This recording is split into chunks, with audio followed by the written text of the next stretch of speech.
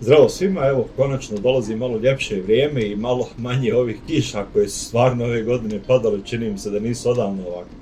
Već neko vrijeme nekako planiram da napravim jedan video koji je zapravo odgovor na par mojih videa koja sam snimio ranije, o kojima sam govorio o tome da je moje mišljenje da bi bilo idealno kad se kupuje bajk, da se sjedne na bajk i da se proba bajk. Jer ako pogledate specifikacije bajka, na papiru stvari mogu izgledati jako dobro, međutim kasnije možete ustanoviti da vam bajk ne odgovara. Ovo govorim poučen ličnim iskustvom, jer nekad prije jedno 13 godina, čini mi se da je bilo, ja sam kupio jedan bajk koji je bio puno bolji od bajka koji sam dotada vozio i jednostavno stvarno izgledao fantastično, međutim nekako nisam baš isprobao bajk kako bi trebalo, ne mogu se više sjetiti, davno je bilo, ali koliko se sjećam nije baš sad da sam uzeo bajk da ga isprobam, što sam mogao jer je bajk prodavao moj prijatelj u principu, vrlo lako sam mogao reći hajde daj mi da odvezem par tura pa da malo isprobam da vidim kako mi to sve leži. Bajk prije toga također iz razloga moje neke, pa mogu reći naivnosti, nisam probao i zapravo sam taj bajk prije bio prevelik, a taj bajk koji sam kupio od prijatelja mi nije odgovarao jednostavno geometriju. I zato uvijek kažem idealno bi bilo probati bajk. I ako se može. Sad, naravno često to ne bi trebao toliki biti problem ako kupujemo bajk koji je polovan, međutim teza koju sam iznio da bi trebale prodavnice omogućavati probanje bajka je dosta onako dočekana poprilično podozrivo ili ovako s nekim komentarima koji ću sad pročitati koji su bili ranije. Jedan čovjek kaže, brate, to je problem kod nas, nema probanja, kupuješ naslijepo. Drugi čovjek kaže, malo si pretjerao, jer ko će ti dati bajk od 5 ili 10 hiljada da ga probaš, svaki MTV bajk ispod 2000 km i bicikl za grada, ne za planinarske rute. Ovaj drugi dio ne bi komentarisao, svako najbolje zna šta kome odgovara. A ovaj prvi dio je moj komentar isti koji sam rekao i prije, ako ti ljudi daju auto, kad kupuješ auto da probaš iz salona, zašto ti ne bi onda neko dao bajk.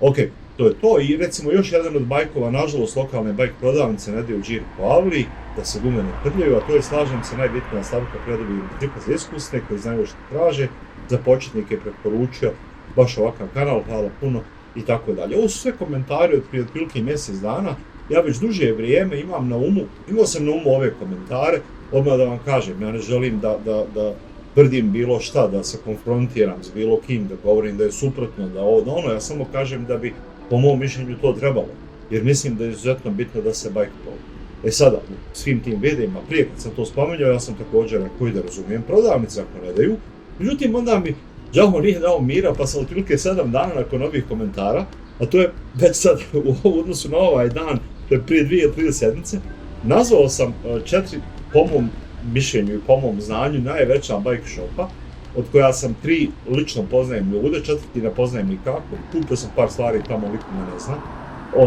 Tako da, pitao sam sve njih za mišljenje. Rekao sam da je mišljenje za moj YouTube kanal gdje smo razgovarali o takvim stvarima, onda sam rekao da mi kažu što oni misle.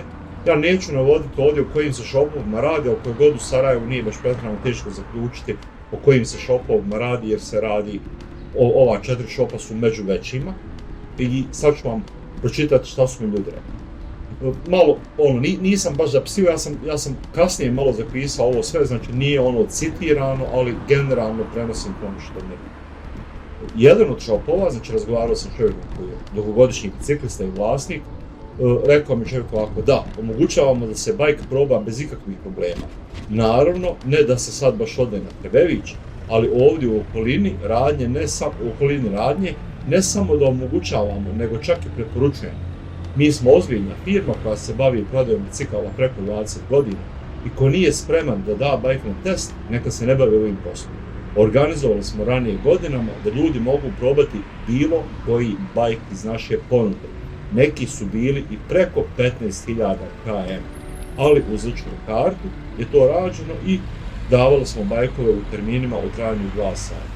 Ja se također sjećam toga i znači bio sam prisutan, nisam tada probavao te bajkove jer ja imam svoju jednu filozofiju, možda je naopaka, možda nije, ali eto, možda će neko prihvatiti, možda neće, ali nije ni bitno jer to je jednostavno nečeg čega se ja držim, a to je da generalno ne volim da isprobam tuđe bajkove i tuđa auta primarni razlog je taj što ako uzmem tuđe auto ili tuđi bajk, onda ću jednostavno vjerovatno biti nezadovoljan, najvjerovatnije svojim autom i svojim bajkom, ako želim da se odnosi. To je jedan shop koji je, znači, dosta velik. Drugi bike shop, koji je također izuzetno veliki shop, da omogućavamo svim kupcima da u našem velikom dvorištu mogu isprobati bicikl. Nemamo nikakav problem s tim. Treći bike shop, također veliki bike shop, svi su ljudi sada. Da, bez problema. Ljudi mogu ovdje u okolini isprobati bike, čak i ako je skuplji, polususpenzija i slično. Ne pravimo nikakav problem s tim.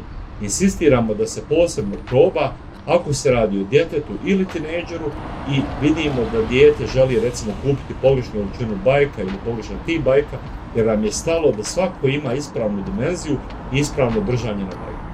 I četvrti bike shop, individualno. Vidimo kakav je kupac, da li bi neko bio povjerenje i tako, da li je osoba ozbiljna, odgovorna, da li uliva povjerenje, ako ocjenimo da je ozbiljan kupac da uliva povjerenje, a ne neko ko je samo navratio i onako se usput raspituje, onda dozvolimo da se bajk proba u okolini grada. Eto, to je otprilike, znači to što su ljudi rekli, opet kažem, molim vas, ne želim nikakvo sukobljavanje ili nešto i također ostavljam realnu mogućnost da ljudi jedno kažu za potrebe, kad ih neko pita da li vi to radite, a sasvim drugo kažu kada dođete u radnju, kažete mogu ja probati bajk, znači sve to prihvatam, sve to tako, nije nikakav problem, ja vam samo kažem ono što su mi ljudi rekli. Znači svi su bili vrlo ljubazni, vrlo spremni da odgovore i to su eto informacije koje sam ja dobio od ljudi koji su relevantni, tako da sam. Eto, to je otprilike to.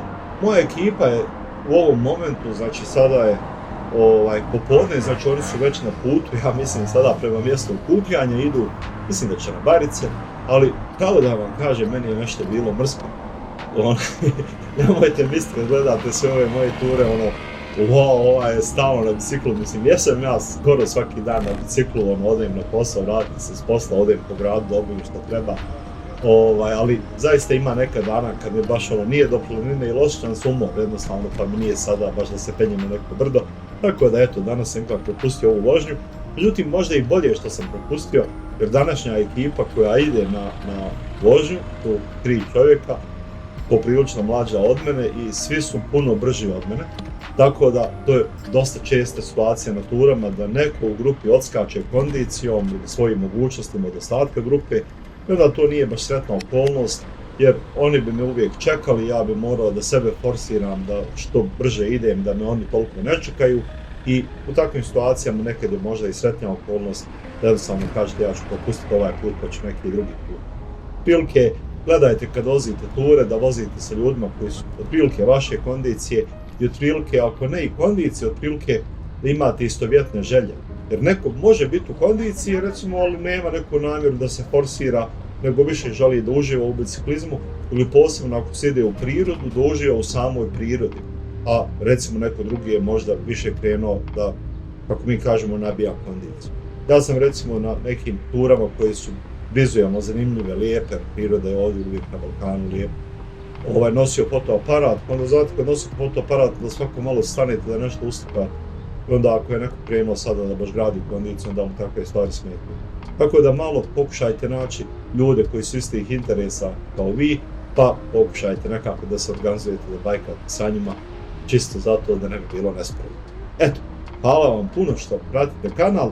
Sljedeće neke vožnje dolaze uskoro, znači nemam baš pretjerano puno vremena i malo je bilo vrijeme ružno, ali ja se nadam da to će biti jako brzo i da će biti isto tako jako zanimljivo kao tura koja je bila na ovoj biciklističkoj stazi Sarajevo-Pale, koja je imala jako veliki broj pregleda, što nisam očekivao iskreno, jer je već dosta ljudi snimalo videe sa te ture. Hvala vam najljepše što pratite kanal, puno pozdrava, čuvajte se na turama, iskoristite, evo, najavili su sljedeće sedmice jako lijepo vrijeme, iskoristite ljudi moji, idemo na pedale. Hvala vam, sve najbolje.